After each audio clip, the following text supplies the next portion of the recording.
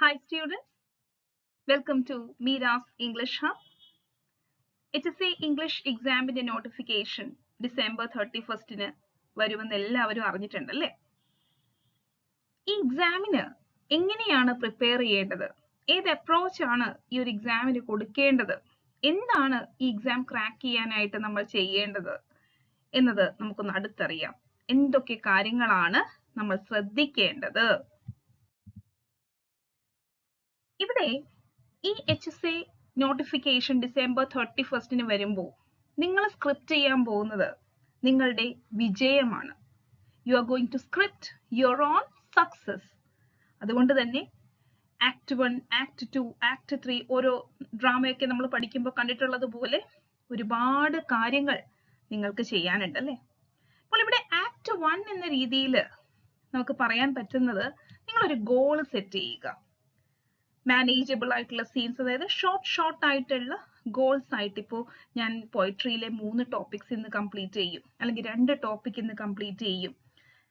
അങ്ങനെയാണെങ്കിൽ 20 topics complete ചെയ്യാൻ എനിക്ക് 10 ദിവസം മതി. അങ്ങനെയൊക്കെ നിങ്ങളുടെ ഒബ്ജക്റ്റീവ്സിനെ ഒന്ന് ബ്രേക്ക് ഡൗൺ ചെയ്തിട്ട് നിങ്ങൾക്ക് സ്വയം മാനേജ് ചെയ്യാൻ പറ്റുന്ന രീതിയിൽ നിങ്ങൾ ആ സിലബസിനെ ഒന്ന് ഡിവൈഡ് ചെയ്യുക. അതുപോലെ തന്നെ ആക്ട് 2 എന്ന രീതിയിൽ ഇവിടെ സ്റ്റഡി റൂട്ടീനിനെ കുറിച്ചിട്ടാണ് പറഞ്ഞിട്ടുള്ളത്. നിങ്ങൾ റിഹേഴ്സ് ചെയ്യണം. ഇപ്പൊ ഒരു ഡ്രാമയാണെങ്കിൽ നമ്മൾ ഒരുപാട് പ്രാവശ്യം റിഹേഴ്സൽ ചെയ്തിട്ടാണ് നമ്മൾ ചെയ്യുന്നത് അല്ലെ? ഡാൻസ് ആണെങ്കിലും അങ്ങനെയൊക്കെയുള്ള കാര്യങ്ങൾ. അപ്പൊ ഇവിടെയും ഒരു റിവിഷൻ തന്നെയാണ് ഏറ്റവും ഇമ്പോർട്ടന്റ് ആയിട്ടുള്ള ഒരു എലിമെന്റ് എന്ന് പറയുന്നത്. അപ്പൊ നിങ്ങൾക്ക് ഒരു സ്റ്റഡി പ്ലാൻ ഉണ്ടായിരിക്കണം. നിങ്ങൾ കറക്റ്റ് ആയിട്ട് അതിനെ റിവൈസ് ചെയ്യണം. അതുപോലെ തന്നെ ഈ ഒരു ജേർണി, അതായത് ഇനിയുള്ളൊരു 6 months, ഈ ഡിസംബർ 31 നോട്ടിഫിക്കേഷൻ വന്നതിന് ശേഷം നമുക്കൊരു 6 months ആണ് നമ്മൾ ബേസിക്കലി പ്രതീക്ഷിക്കുന്നത്. അപ്പോൾ 6 months എന്ന് പറയുമ്പോൾ നമ്മളൊന്ന് കാൽക്കുലേറ്റ് ചെയ്യുകയാണെങ്കിൽ 30 into 6 അല്ലെ, 180 days മാത്രമാണ് ഈ ഒരു ലക്ഷ്യത്തിലോട്ട് ഇനി നമ്മൾക്ക് ബാക്കിയുള്ളത്. അതിൽ എത്ര ദിവസങ്ങൾ നമ്മൾ സ്ട്രെസ് അല്ലെങ്കിൽ നമ്മൾ ഈ പറയുന്ന പോലെ മൂഡ് ഓഫ് ആയിട്ടിരിക്കുന്ന അവസ്ഥ, നമ്മൾ ബ്രേക്ക് ഡൗൺ ആകുന്ന ഒരു അവസ്ഥ, ഡ്രെയിൻ ഔട്ട് ആകുന്ന ഒരു അവസ്ഥ, അങ്ങനെയൊക്കെ ഒരുപാട് കാര്യങ്ങൾ ഈ ദിവസങ്ങൾക്കുള്ളിൽ ഉണ്ടായിരിക്കും. അപ്പോൾ അവിടെ നമ്മൾ എന്ത് ചെയ്യണം? ഒരു ഡ്രമാറ്റിക് പോസ് പോലെ നമ്മളൊന്ന് നമ്മൾക്ക് തന്നെ സെൽഫ് ഒരു റെസ്റ്റ് കൊടുക്കണം, റിലാക്സേഷൻ കൊടുക്കണം. അങ്ങനെ ഒരുപാട് കാര്യങ്ങൾ നമ്മൾ ഈ ഒരു പാത്തിൽ ശ്രദ്ധിക്കേണ്ടതായിട്ടുണ്ട്. കൂടാതെ ഓരോ ദിവസവും ഇപ്പൊ സപ്പോസ് നേരത്തെ ഞാൻ പറഞ്ഞതുപോലെ നിങ്ങൾ 2 പോയട്രി ടോപ്പിക്സ് ആണ് കംപ്ലീറ്റ് ചെയ്യുന്നത് എന്ന് വിചാരിക്കുക. നിങ്ങൾ സ്വയം അപ്രീഷിയേറ്റ് ചെയ്യുക. നിങ്ങളുടെ ആ ഒരു പ്രോഗ്രസിനെ സെലിബ്രേറ്റ് ചെയ്യുക. ഇന്ന് എനിക്കത് ചെയ്യാൻ സാധിച്ചു, അതിൽ ഞാൻ വളരെ സന്തോഷവതിയാണ്. ആ ഒരു എയിം, ഒരു ചെറിയൊരു ലക്ഷ്യം, നമ്മൾ ഈ ഷോർട്ട് ടേം ഗോൾ എന്ന് പറയുന്നത് പോലെ ചെറിയൊരു ലക്ഷ്യമാണെങ്കിൽ പോലും ഞാനത് നേടി. അങ്ങനെ കുറെ കാര്യങ്ങൾ നേടുമ്പോഴാണ് നമ്മൾ വലിയൊരു ലക്ഷ്യത്തിലോട്ട് എത്തുന്നത്. കൂടാതെ റിവിഷൻ ചെയ്യണം. ഈ പഠിച്ച കാര്യങ്ങൾ, ഞാൻ ആ പഠിച്ച പോയിട്രി ഒരാഴ്ച കഴിഞ്ഞിട്ട് ഞാൻ ഒന്നുകൂടി എടുത്തു നോക്കുന്നു, ആ കാര്യങ്ങളൊക്കെ ഒന്ന് റിവൈസ് ചെയ്യുന്നു. അതുപോലെ തന്നെ നമ്മൾ ഈ ഡ്രാമയുമായിട്ട് ഒന്ന് റിലേറ്റ് ചെയ്ത് ഈ വാക്കുകളൊക്കെ ഇവിടെ ഉപയോഗിക്കുന്ന കർട്ടൻ കോൾ അല്ലെ, നമ്മൾക്കൊരു നമ്മളുടെ ഈ ഒരു പഠനം കഴിഞ്ഞതിന് ശേഷം നമ്മൾ എന്ത് ചെയ്യുന്നു? ഓരോ ദിവസവും നമ്മൾ സെൽഫ് റെസ്റ്റ് കൊടുക്കണം, നമ്മളെ ഹൈഡ്രേറ്റ് ചെയ്യണം അല്ലെ? കൂടാതെ എപ്പോഴാണോ നമ്മൾക്കൊരു ഹെൽപ്പ് വേണ്ടത്, ഹെൽപ്പ് ഇൻ ദ സെൻസ് എന്താണ്? ഒരു മോട്ടിവേഷൻ, ഒരു ഗൈഡൻസ്, ഒന്ന് നമുക്കൊന്ന് സംസാരിക്കാൻ ഒരാളെ കിട്ടിയാൽ മതിയായിരിക്കും ഒരു സമയത്ത് അല്ലെ? അപ്പോഴൊക്കെ നമ്മളൊന്ന് ആ ഒരു കാര്യം മോട്ടിവേറ്റ് ചെയ്യാനോ നമ്മളെ സപ്പോർട്ട് ചെയ്യാൻ ആരെങ്കിലും ഉണ്ടെങ്കിൽ അവരോടൊക്കെ തുറന്ന കാര്യങ്ങൾ സംസാരിക്കണം. അപ്പൊ ഇതൊക്കെ ഒരു കർട്ടൻ കോൾ പോലെ നമുക്ക് കാണാം. അപ്പൊ ഇങ്ങനെയുള്ള ഒരുപാട് കാര്യങ്ങൾ ചെയ്താൽ മാത്രമാണ്, ഇതൊക്കെ ഒരു ബേസിക് ആണ്, ഈ ഒരു ഈ എക്സാം എന്ന് മാത്രമല്ല ഏത് എക്സാം ആയാലും നമ്മൾക്ക് ക്രാക്ക് ചെയ്യാനായിട്ട് പറ്റുക. HSC ഇംഗ്ലീഷ് എക്സാമിനെ കുറിച്ച് ചിന്തിക്കുമ്പോൾ തന്നെ നിങ്ങളുടെ കയ്യിൽ ആ ഒരു പഴയ സിലബസ് കിട്ടിയിട്ടുണ്ടാവും അല്ലെ? അപ്പൊ നമുക്കറിയാം നമ്മുടെ കൂടെയുള്ള ഒരുപാട് കുട്ടികൾ ഈ എക്സാം 2 പ്രാവശ്യം അറ്റൻഡ് ചെയ്തവർ കാണാം, 1 പ്രാവശ്യം അറ്റൻഡ് ചെയ്തവരുണ്ടാകും, ഈവൻ 3 പ്രാവശ്യം അറ്റൻഡ് ചെയ്തവരും ഉണ്ടാവാനായിട്ടുള്ള ചാൻസ് ഉണ്ട്. ഫ്രഷ് ആയിട്ട് അറ്റൻഡ് ചെയ്യുന്നവരും ഉണ്ട് അല്ലെ? അപ്പൊ 0, 1, 2, 3 ഇത്രയും അറ്റംപ്റ്റ്സ് ഉള്ള കുട്ടികളാണ് നമ്മളുടെ ഈ ഒരു കമ്മ്യൂണിറ്റിയിൽ ഉള്ളത്. അപ്പോൾ ഇവിടെ ഈ സിലബസ് എന്തുകൊണ്ട് ഇത്രയും ഈസി ആയിട്ട് നമുക്ക് തോന്നുന്നുണ്ട്, പക്ഷെ ഒരുപാട് പേര്, അല്ലെങ്കിൽ ഇതിന്റെ ഒരു കട്ട് ഓഫ് എടുത്ത് നോക്കിക്കഴിഞ്ഞാൽ തന്നെ നമുക്ക് മനസ്സിലാകാം, ഒരു കുറച്ച് പേർക്കൊക്കെ ഒരുപാട് മാർക്സ് നേടാനായിട്ട് പറ്റിയിട്ടുണ്ടെങ്കിൽ പോലും ഒരു ആവറേജ് എടുത്ത് നോക്കുമ്പോൾ ഒരു 57ൽ നിൽക്കുന്നത് എന്തുകൊണ്ടാണ്? ഒരു ആവറേജ് ഒക്കെ 57 എന്നൊക്കെ പറയാനായിട്ട് പറ്റുള്ളൂ, അല്ലെങ്കിൽ അതിൽ കുറവായിരിക്കാം. ഒരു പക്ഷെ ഒരു 52 to 57 ഇടയിലൊക്കെ ഒരു ആവറേജ് നിൽക്കുന്നു. അതിന്റെ റീസൺ എന്താണ്? അവിടെ ഈ ഒരു സിലബസ് പൊതുവെ ഒരു PG BEd നമ്മളുടെ സെറ്റ് നെറ്റ് ഒക്കെ ക്രാക്ക് ചെയ്ത് ഹൈലി ക്വാളിഫൈഡ് ആയിട്ടുള്ള സ്റ്റുഡൻസ് ഇതിലുണ്ട്. അതുപോലെ മിനിമം ക്വാളിഫിക്കേഷൻ കംപ്ലീറ്റ് ചെയ്തിട്ടുള്ള ഫ്രഷേഴ്സും ഉണ്ട്. അപ്പോൾ ഇവിടെ ഈ ഒരു സിലബസ് നമ്മളുടെ കയ്യിൽ കിട്ടുമ്പോൾ നമ്മൾ വിചാരിക്കും, ഓ ഇത് വളരെ സിമ്പിൾ ആയിട്ടുള്ള ഒരു കാര്യമാണല്ലോ, ഇതൊക്കെ നമുക്ക് ഇത്ര ദിവസം കൊണ്ട് പഠിച്ചെടുക്കാവുന്നതേ ഉള്ളൂ അല്ലെ. നമ്മൾ പൊതുവെ ഈ ക്രാഷ് കോഴ്സ് എന്നൊക്കെ കേട്ടിട്ടില്ലേ? അപ്പൊ ഈ ക്രാഷ് കോഴ്സിൽ നമ്മളാണ് ശരിക്കും ക്രാഷ് ആകുന്നത് അല്ലെ. ആ ഒരു രീതി, ഈ ക്രാഷ് കോഴ്സിൽ ഒന്നും സംഭവിക്കുന്നില്ല, നമ്മളൊന്നും പഠിക്കുന്നില്ല, ശരിക്കും ക്രാഷ് ആവുകയാണ് എന്ന് തന്നെ പറയേണ്ടിയിരിക്കുന്നു. അപ്പോൾ ഇവിടെ ഈ കൊടുത്തിട്ടുള്ള കാര്യങ്ങളെ കുറിച്ച് ഒരു ഇൻഡെപ്ത് സ്റ്റഡി ഉണ്ടെങ്കിൽ മാത്രമാണ് ഈ എക്സാം ക്രാക്ക് ചെയ്യാനായിട്ട് പറ്റുക. ഈ എക്സാം വളരെ ട്രിക്കിയാണ്. ഈ എക്സാം എഴുതിയും ഈ എക്സാം അറ്റൻഡ് ചെയ്യാനായിട്ട് ഒരുപാട് പേരെ കോച്ച് ചെയ്തുമുള്ള ഒരു എക്സ്പീരിയൻസിൽ നിന്ന് ഞാൻ പറയുകയാണ്, ഇത് വളരെ ട്രിക്കി ആയിട്ടുള്ള ഒരു എക്സാമ്പിൾ ആണ്. ഓരോ പോയിന്റ്സും ഓരോ വരികളും, ഇപ്പൊ പോയിട്രിയുടെ ആണെങ്കിൽ ഓരോ വരിയും ഒരു പൊട്ടൻഷ്യൽ ക്വസ്റ്റ്യൻ ആണ്. അതുപോലെ തന്നെ ലിംഗ്വിസ്റ്റിക് ടേംസ് 5 മാർക്കേ ഉള്ളൂ. പക്ഷെ ആ ഒരു 5 മാർക്ക്, ഇപ്പൊ 5 മാർക്കിൽ നിങ്ങൾക്ക് സപ്പോസ് 1 മാർക്ക് നഷ്ടപ്പെട്ടു എന്നിരിക്കട്ടെ, നിങ്ങൾ റാങ്കിൽ ഒരുപാട് താഴ്ത്തോട്ട് പോകും. അതുപോലെ തന്നെ ഈ 5 മാർക്കിൽ ഒരു ക്വസ്റ്റ്യൻ ഫോണറ്റിക് ട്രാൻസ്ക്രിപ്ഷൻ ആണ്, അതിന്റെ പ്രാക്ടീസ് വേണം. 1 മാർക്ക് നിങ്ങൾക്ക് ഗ്യാരണ്ടി ചെയ്ത് തരാൻ പറ്റുന്ന ഒരു ഏരിയയാണ് ഫോണറ്റിക് ട്രാൻസ്ക്രിപ്ഷൻ എന്ന് പറയുന്നത്. കൂടാതെ ലിറ്റററി ക്രിറ്റിസിസം കൺഫ്യൂസിംഗ് ആയിട്ടുള്ള ഒരു ഏരിയയാണ്. ഈ ഒരു ഏരിയ വളരെ വ്യക്തമായിട്ട് കാര്യങ്ങൾ മനസ്സിലാക്കി ഒന്ന് ഡിസ്കഷനിലോ ഡിബേറ്റ് പോലെയൊക്കെ നമ്മൾ കുറെ കാര്യങ്ങൾ എന്താ പറയാ ഡിസഗ്രി ചെയ്തും എഗ്രി ചെയ്തും ഒക്കെ നമ്മൾ സംസാരിച്ച് മുന്നോട്ട് പോയാൽ മാത്രമാണ് നമുക്ക് ലിറ്റററി ക്രിറ്റിസിസം മനസ്സിലായി എന്ന് പറയാൻ പറ്റുക. കൂടാതെ ഈ ലിറ്റററി ക്രിറ്റിസിസത്തെ കുറിച്ച് ഒരു അവയർനെസ് ഉണ്ടായി കഴിഞ്ഞാൽ നമുക്ക് ഇവോൾവ് ചെയ്യാനായിട്ട് സാധിക്കും. ഇപ്പൊ നമ്മളുടെ സർക്കിൾ ഇങ്ങനെയാണെങ്കിൽ നമ്മളുടെ നോളജിന്റെ സർക്കിൾ വൈഡൻ ചെയ്യുന്നതായിട്ട്, നമ്മൾ സ്വയം ഇവോൾവ് ചെയ്യുന്നതായിട്ട് നമുക്ക് മനസ്സിലാക്കാനായിട്ട് പറ്റും. അപ്പോൾ ഇവിടെയൊക്കെ നമ്മളുടെ ഒരു ഗ്രോത്തിനെ കൂടി സപ്പോർട്ട് ചെയ്യുന്ന രീതിയിലുള്ള ഒരു സിലബസ് ആണിത്. അങ്ങനെയുള്ള ഒരു സിലബസിനെ നമുക്ക് ഒരിക്കലും ചെറുതായിട്ട് കാണാൻ പറ്റില്ല അല്ലെ. ഇത് ഒരു ട്രിക്കി ആയിട്ടുള്ള ഒരു സിലബസ് ആണ്. അതിനെ അഗാധമായിട്ട് മനസ്സിലാക്കിയിട്ട് നമ്മൾ മുന്നോട്ട് പോകേണ്ടി ഇരിക്കുന്നു. ഇനി എന്താണ് സക്സസിലോട്ടുള്ള സ്ട്രാറ്റജി? എങ്ങനെ നമുക്ക് സക്സസ് നേടിയെടുക്കാൻ പറ്റും? നിങ്ങൾ എന്ത് ചെയ്യണം? നോട്ട് ടേക്കിംഗ് നമ്മളുടെ ട്രഡീഷണൽ മെത്തേഡ് ആണല്ലേ. പക്ഷെ നമ്മൾ പൊതുവെ കണ്ടുവരുന്നത് എല്ലാവരും ഒരു ബുക്ക് എടുത്ത് വെച്ചിട്ട് ഇങ്ങനെ എഴുതി എഴുതി എഴുതി എഴുതി നിറച്ച് നിറച്ച് നിറച്ച് നിറച്ച് ബുക്സ് കൂടി 1 2 3 4 5 അങ്ങനെ ബുക്സിന്റെ എണ്ണം കൂടി പോകുന്നതല്ലാതെ ഈ ബുക്ക് പിന്നെ ഒന്ന് തുറന്നു പോലും നോക്കുന്നതായിട്ട് നമുക്കറിവില്ല. അപ്പൊ ഇവിടെ ഈ നോട്ട്സ് നമ്മൾ എഴുതുന്നത് നോട്ട് ടേക്കിംഗ് ആണ്. അതായത് ഇപ്പൊ നിങ്ങൾ ഇവിടെ ഈ ഒരു പേജിന്റെ നോട്ട് ടേക്കിംഗ് നിങ്ങൾ ചെയ്യുവാണെങ്കിൽ നിങ്ങൾ എങ്ങനെ എഴുതും? ബുക്സ്, ഒരു ഡെഡിക്കേറ്റഡ് ബുക്ക് വേണം, ബുക്ക് അല്ലെ. അതുപോലെ ക്രിയേറ്റ് കോഡ്സ്, ജനറൽ പേപ്പറിന് ഒരു ക്ലാരിറ്റി വേണം, എംപ്ലോയ് ടിപ്സ് ആൻഡ് ട്രിക്സ്, അങ്ങനെ ആ ഒരു 4 വേർഡ്സ് മതി ഈ ഒരു പേജിനെ സമ്മറൈസ് ചെയ്യാനായിട്ട് അല്ലെ, അല്ലെങ്കിൽ നോട്ട് ടേക്കിങ്ങിലോട്ട് കൊടുക്കാനായിട്ട്. അങ്ങനെയാണ് നമ്മൾ എന്ത് ചെയ്യേണ്ടത്? നോട്ട്സ് ക്രിയേറ്റ് ചെയ്യേണ്ടത്. അങ്ങനെ ചെയ്യുന്നവർക്ക് മാത്രമാണ് ഈ കാര്യങ്ങളൊക്കെ പഠിച്ചെടുക്കാനായിട്ട് പറ്റുക. അല്ലാത്തവർ എഴുതിക്കൊണ്ടിരിക്കും, നമ്മൾ ജീവിതകാലം മുഴുവൻ എഴുതിക്കൊണ്ടിരിക്കേണ്ടി വരും. അതുപോലെ തന്നെ MCQs നമ്മൾ പഠിക്കുമ്പോൾ ശ്രദ്ധിച്ച് കാര്യങ്ങളൊക്കെ മനസ്സിലാക്കി പഠിക്കുക. പിന്നെ റാങ്ക് മേക്കിംഗ് ക്വസ്റ്റ്യൻസ്. നമ്മളുടെ എക്സാമിന്റെ ക്വസ്റ്റ്യൻ പേപ്പറിന്റെ ഒരു സ്ട്രക്ചർ എന്ന് പറയുന്നത് തന്നെ സർഫേസ് ലെവൽ ക്വസ്റ്റ്യൻസ് ആയിരിക്കും ഏറ്റവും കൂടുതൽ ഉണ്ടാവുക.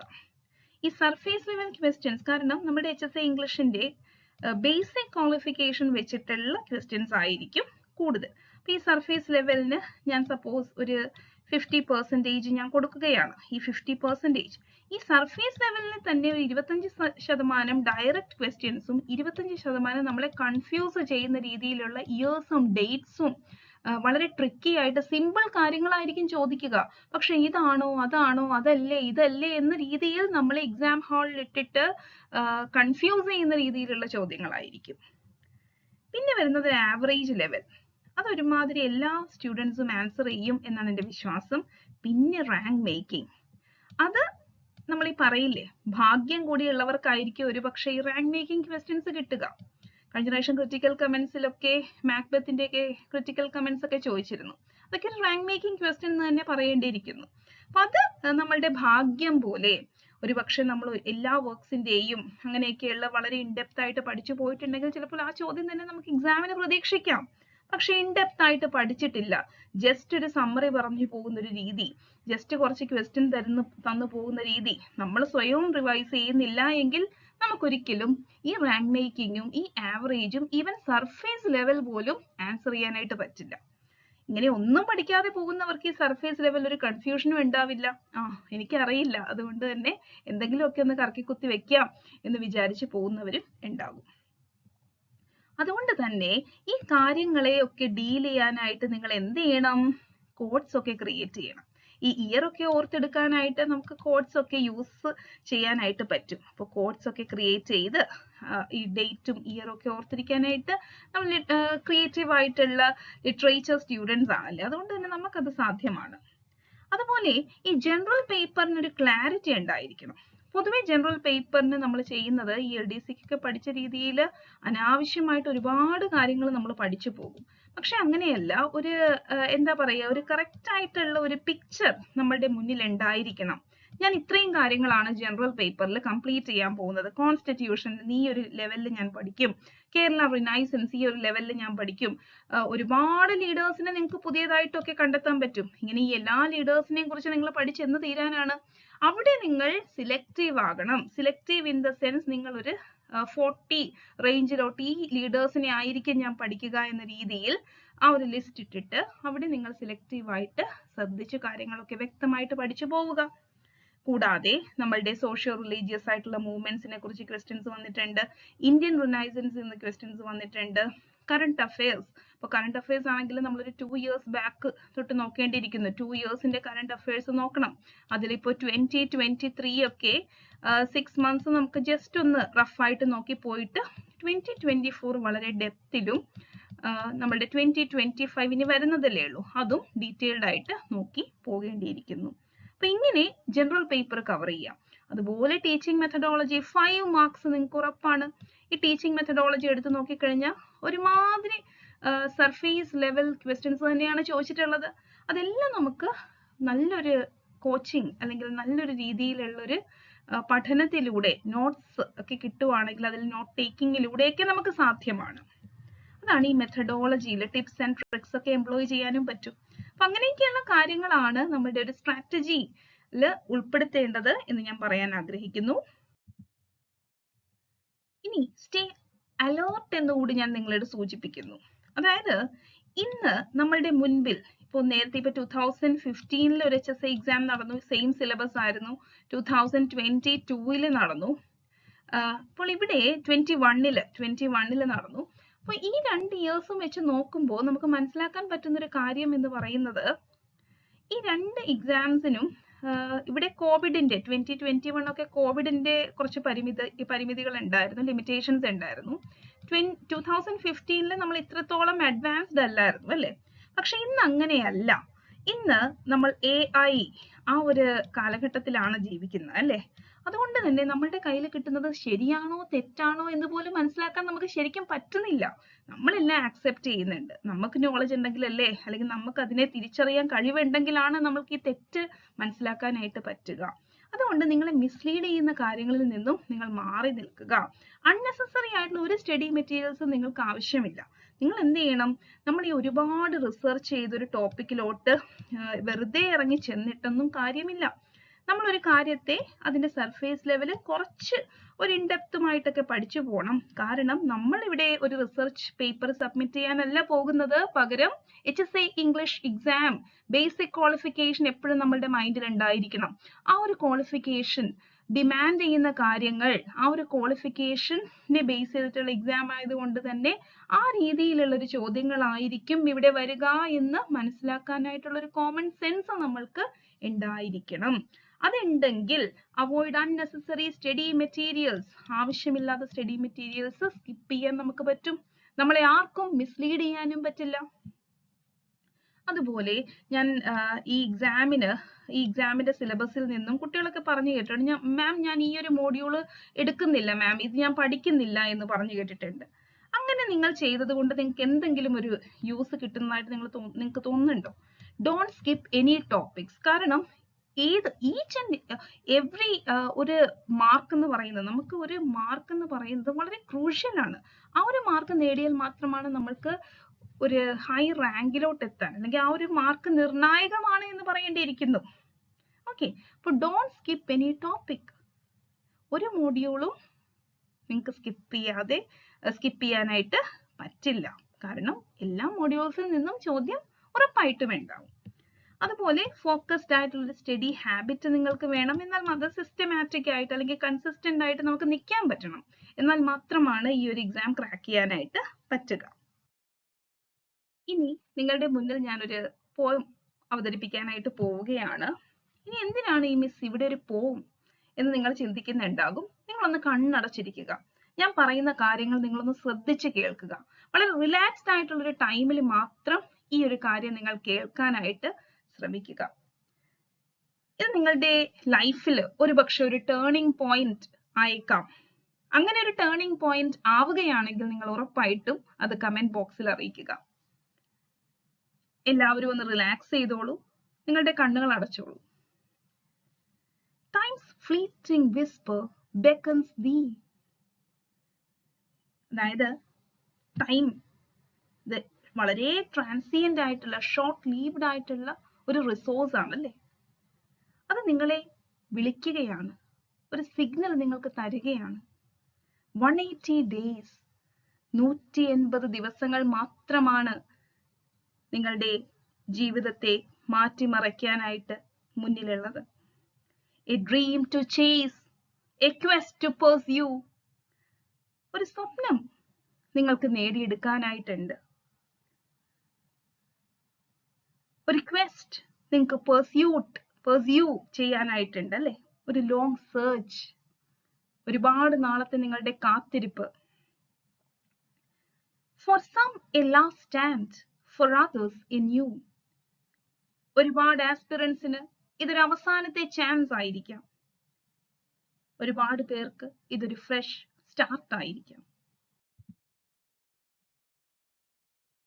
എങ്കിലും HSC എന്ന എക്സാമിന്റെ ഒരു ഫൈനൽ കർട്ടൻ കോൾ ആണിത് എന്ന് മനസ്സിലാക്കുക. നിങ്ങൾക്കും ആഗ്രഹമുണ്ടല്ലേ ആ ടീച്ചറിന്റെ മാന്റിൽ നമ്മളുടെ ട്രഡീഷനുമായിട്ട് റിലേറ്റ് ചെയ്യുമ്പോൾ ആ ഒരു സാരിയൊക്കെ ഉടുത്ത് ഒരു ട്രഡീഷണൽ രീതിയിൽ ഒരു ടീച്ചറായിട്ട് പോകുന്ന ആ ഒരു ദിവസം ഗവൺമെന്റ് സ്കൂളിലോട്ട് നിങ്ങൾ വളരെ ഡിലൈറ്റഡ് ആയിട്ട് കാത്തിരിക്കുന്ന ആ ഒരു നിമിഷം. Yet without toil the blessings lost. Without hard work ഒരു സ്വപ്നവും നമ്മൾക്ക് നേടിയെടുക്കാനായിട്ട് പറ്റില്ല. Each moment counts. 180 days എന്ന് പറയുന്നത് വളരെ ചെറിയൊരു ടൈം സ്പാൻ ആണ്. ഓരോ നിമിഷവും ഇവിടെ കൗണ്ട് ചെയ്യപ്പെടുന്നു.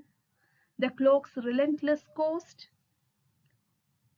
നിങ്ങൾക്ക് സമയത്തെ പിടിച്ചു നിർത്താനാവില്ല. നോട്ട് സ്റ്റോപ്പിംഗ് അല്ലേ, റിലന്റ്ലെസ് ആയിട്ട് വിത്തൗട്ട് സ്റ്റോപ്പിംഗ് ക്ലോക്ക് സമയം മുന്നോട്ട് പോയിക്കൊണ്ടിരിക്കുന്നു. HSC ഇംഗ്ലീഷ് സിലബസിൽ നമ്മൾ യുളിസസിനെ കുറിച്ച് പഠിച്ചു. Be Ulysses, resolute, unwavering. അല്ലാതെ ഹാംലെറ്റിനെ പോലെ എപ്പോഴും ഒരു ഡൗട്ട്ഫുൾ ആയിട്ട് പ്രൊക്രാസ്റ്റിനേറ്റ് ചെയ്ത്, അതുപോലെ തന്നെ മാക്ബത്തിനെ പോലെ വോൾട്ടിംഗ് ആംബിഷൻ കാത്തു സൂക്ഷിച്ചുകൊണ്ട് സ്വയം വഞ്ചിച്ചുകൊണ്ട് മുന്നേറാതെ യുളിസസ് ആയിട്ട് മാറാൻ നിങ്ങൾ ശ്രമിക്കൂ. അങ്ങനെ നിങ്ങൾ മാറുകയാണെങ്കിൽ Derrida's science, Coleridge's imaginative might, Sylvia Plath's passion, social semiotic light, Chomsky's linguistic insights, guiding thee on thy way. ഇവരൊക്കെ നിങ്ങളെ ഫോളോ ചെയ്ത് വരുന്നതായിട്ട്, നിങ്ങളെ ഗൈഡ് ചെയ്യുന്നതായിട്ട്, നിങ്ങൾ സ്വയം ഇവോൾവ് ചെയ്യുന്നതായിട്ട് നിങ്ങൾക്ക് മനസ്സിലാക്കാനായിട്ട് സാധിക്കും.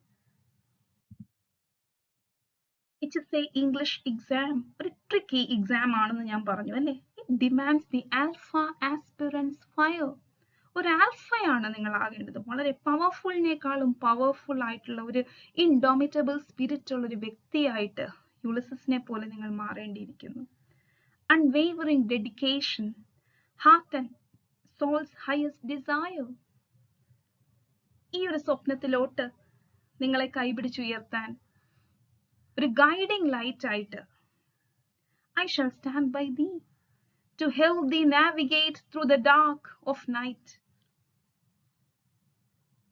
നിങ്ങളെ അറിവിന്റെ ആ ഒരു വെളിച്ചം നിങ്ങളിലോട്ട് എത്തിക്കാനായിട്ട് മീരാസ് ഇംഗ്ലീഷ് ഹബ് സെറ്റ് ആണ് എന്ന് കൂടി ഞാൻ പറയാൻ ആഗ്രഹിക്കുന്നു.